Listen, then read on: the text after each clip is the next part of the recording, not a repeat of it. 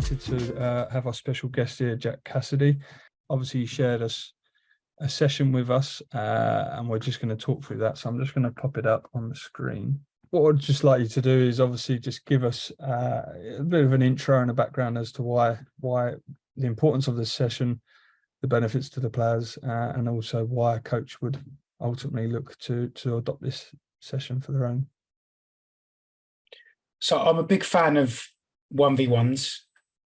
I think if you can either dominate your opponent in terms of the way that you defend 1v1 or attack but 1v1, depending on what type of player you are, I think that can have a massive impact.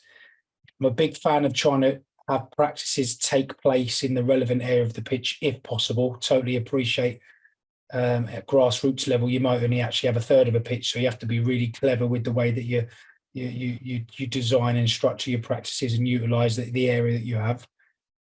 So really this practice for me gives all of those returns in terms of, I like to have transition present in the practice, competition, and I like it to be simple.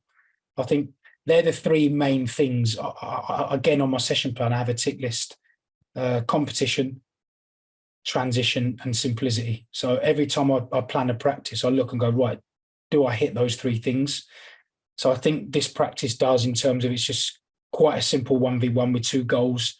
The wide areas are representing a fullback versus a wide area. That's where the goal's a little bit inside. Maybe it could be angled a little bit more. Essentially, it's like the winger taking on the fullback and crossing it into the mini goal as if he was whipping it across the 6-yard box. The fullback is defending, and then if he wins it, he's playing it into his mini goal, and that represents maybe playing down the line to a number 11 or number 7. And for me, it doesn't really matter on the practices. Sorry, I've missed out, and the centre forward and the centre back in the middle channel there. And you could also make that a 2v2 if you wish. So I just like the fact that there's loads of things going on within it. It's simple. It involves everybody, because central midfield players you could still have in this middle zone, and you could probably have them doing both bits. You might have them doing some defending, some attacking, depending what type of midfield player there are. So I think it captures something for all the players.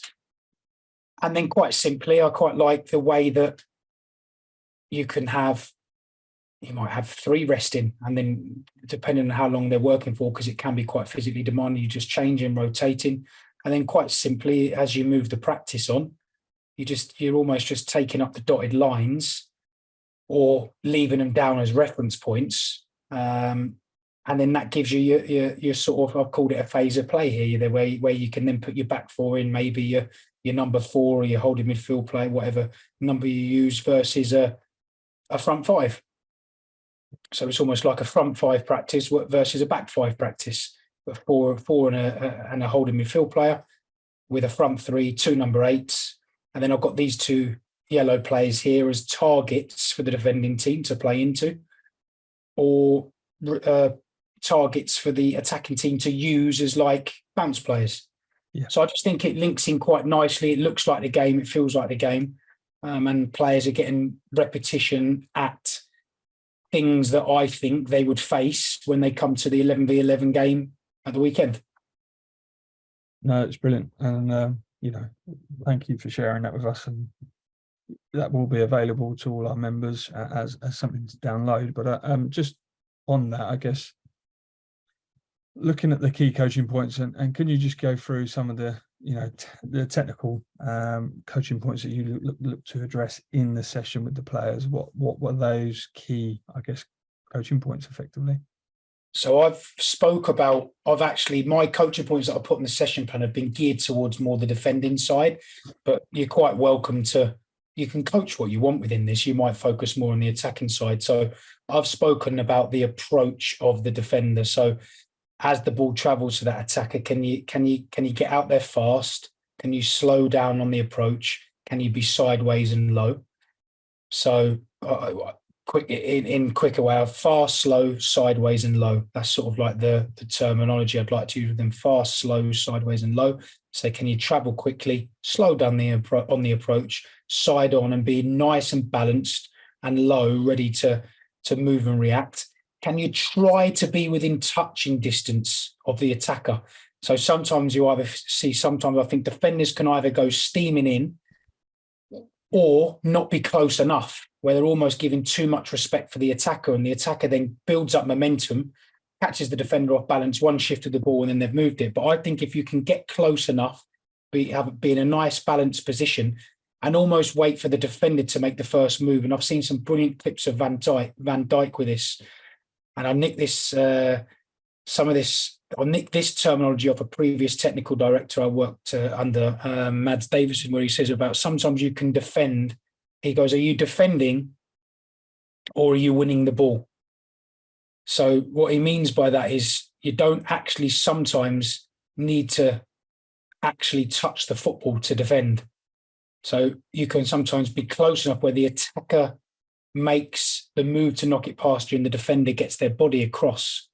And actually you haven't had to even touch the ball yet. And then I've seen brilliant examples of Van Dijk, and he just sort of plays it back to the goalkeeper. So that decision of, are you defending, or are you actually trying, or are you going to win the ball? And sometimes you can just be nice and patient and wait for the attacker to make the move, and then just win the ball that way, without even actually needing to defend as we know it in terms of making a tackle or stealing. So that's sort of like around the information I'd give to that individual defender. And then I guess in the phase of play, again, with focus on the defending side of it, I guess you're moving more into a unit now. So is the technical bits coming more towards a unit and how you defend as a unit as opposed to the individual? Yeah, definitely. So you can start to speak about it. Maybe you can still do with some individual stuff as well within that. So it may be around the body position of the defenders. So you try and not to get them to be square. So I say around step, stop and set. And it's actually a little bit maybe difficult to explain over audio. But so as the ball's going backwards, we're stepping. Just before the ball stops at the attacker's feet, we're stopping, and then we're setting by shifting our body to a nice side-on position. So we're ready to either travel in behind to defend the space, or travel forward if it goes into somebody's feet. And then you can start to talk about the closer the pressure is to the ball, the closer the covering players can be, and same with the opposite. The deeper the pressure, the deeper the cover. And then you can start to talk about the distances between the players. There's so many different things that you can coach within that, whether you still focus individual base or start to build it up in terms of the units. So if one centre back's got pressure on the 9, how does that impact the remainder of the 3 back players? So you want them to stay connected, you want them to maybe cover round and then force the next pass outside, and different things like that. So you can start to sort of, like you say, delve into some more unit elements. Brilliant. And like you said, the 1v1, I think the session itself is brilliant because it is so flexible. It's attack, defend, but equally it's the ability to for all levels, that this is a very interactive, engaging, and it's got plenty of transition in there, so it's fun. And I think that's a brilliant session that anyone can sort of adapt.